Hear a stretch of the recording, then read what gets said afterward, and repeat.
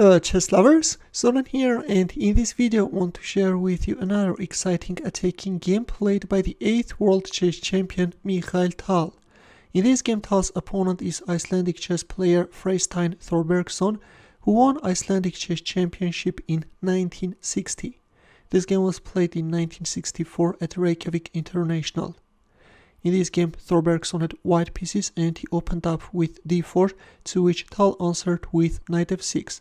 c4, g6, knight c3, bishop g7, e4, black castled kingside, f4, d6.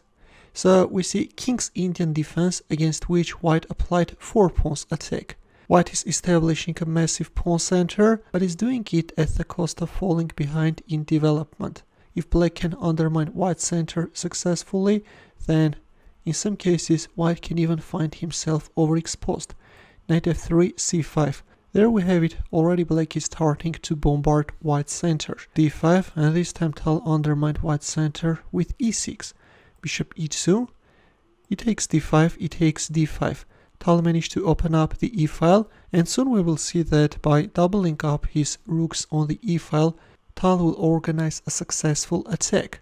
And it was in here that Tal made a very interesting decision, and here is how he comments on that move.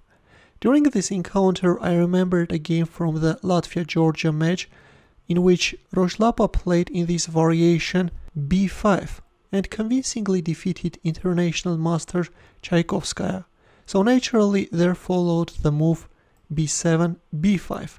I have to tell you that at this point rook e8 or bishop f5 are considered to be quiet continuations, but Tal preferred the razor-sharp continuation, which starts with a pawn sacrifice.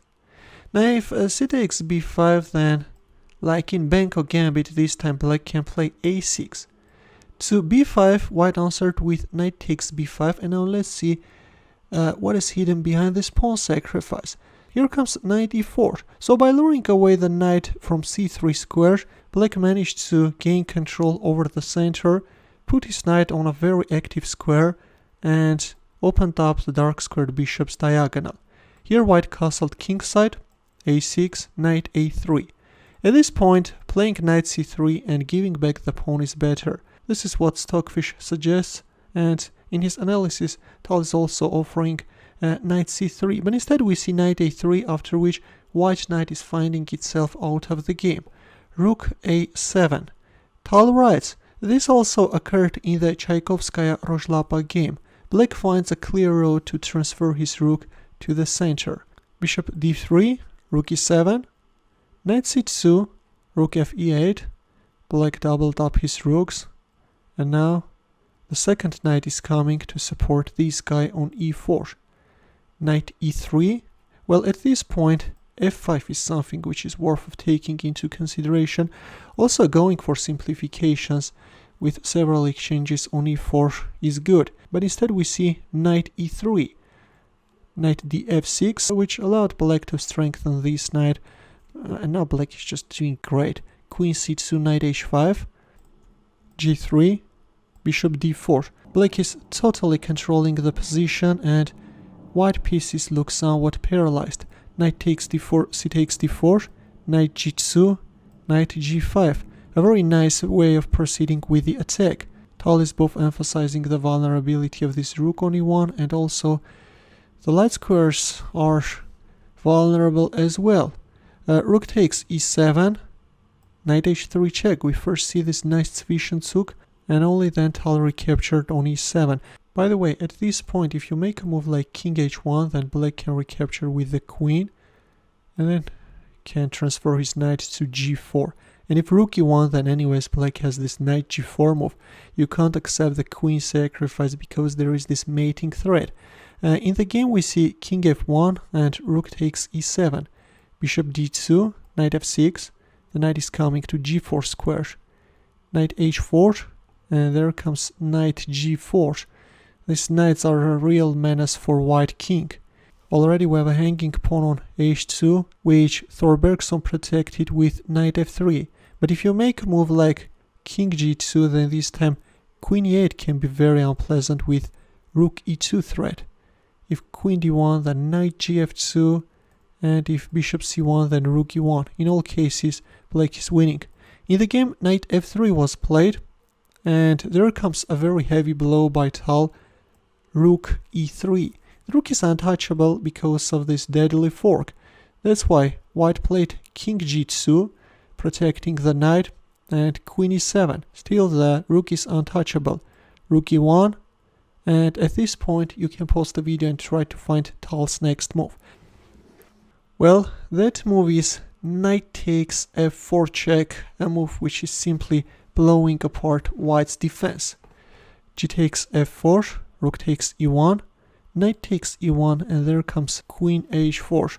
There is a disharmony among white pieces and they can't help their king. The threat is queen f2 check followed by a checkmate.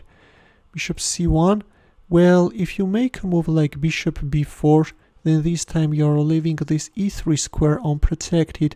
There will be a deadly fork. That's why white played bishop c1 in order to cover the f2 square, but the downside of it is that he left the knight on e1 unprotected. h3, knight h6. This time the knight wants to join the attack from f5 square.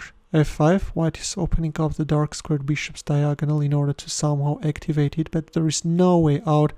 White's position is totally lost. Knight f3 check, king g2, and another heavy blow by Tal. Actually, at this point there are many moves which are allowing black to win. For example, according to Stockfish, queen g1, knight h4 are also strong, but Tal chose a sacrifice and we have bishop takes h3. Now if king takes h3, then queen h4 check is coming, and then knight e1, winning the queen. That's why white accepted the knight sacrifice, but even this can't help white. Already white king is in a mating net. The threat is bishop g4 check followed by f5 checkmate. At this point we see a desperate bishop takes g6 move, but instead of blindly recapturing, Tal first announced a check from g4 and then won this bishop, and only then the light squared bishop and forced a resignation.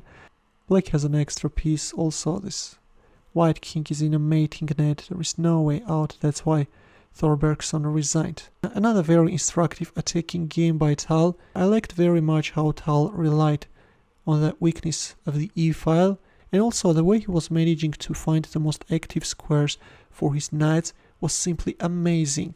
Hope that you enjoyed this game as well, and in the end let's also solve a chess puzzle. Please take a look at this position and try to find the mating line for white. As usual, we'll wait for your answer in the comment section. Feel free to check out my early uploads as well. We'll see you in my next video. Take care.